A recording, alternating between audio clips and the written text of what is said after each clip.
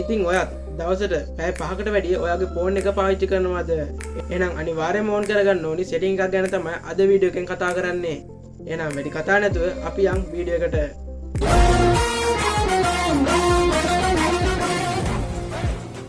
අපි දැන් බලමු ඔයා දවසට කොච්චර වෙලාවක් ෆෝන් එකේ පාවිච්චි කරනවද කියලා. ඉතින් මේක බලන්න ඔයාගේ සෙටින් වලට යන්න.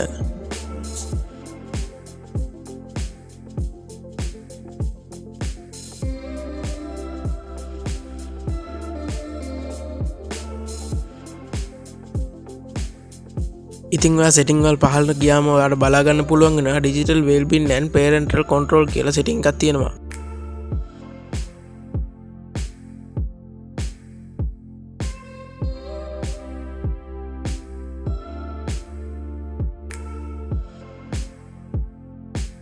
ඉතින් මෙන්න මෙතනින් ඔයා දවසට කොච්චර වෙලාවක් ෆෝන් එක පාවිච්චි කරනවද කියලා බලා ගන්න පුළුවන් වෙනවා. පැය 5කට වැඩි නේද? එහෙනම් දැම්ම මේ සෙටින් එක ඔන් කරගන්න.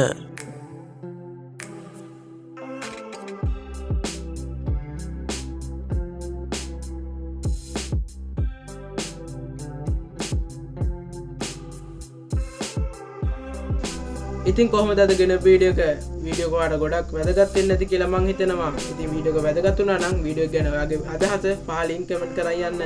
ඒ වගේම ඔයා තාම channel එක subscribe කරලා නැත්නම් දැම්ම subscribe කරලා bell එක එකත් ඕල් දාලා තියාගන්න. ඒකට මම අලුතෙන් වීඩියෝ එකක් දාපු ගමන් ඔයාගේ ළඟටම notification එකක් මාර්ගෙන් ගෙන්න ගන්න පුළුවන්.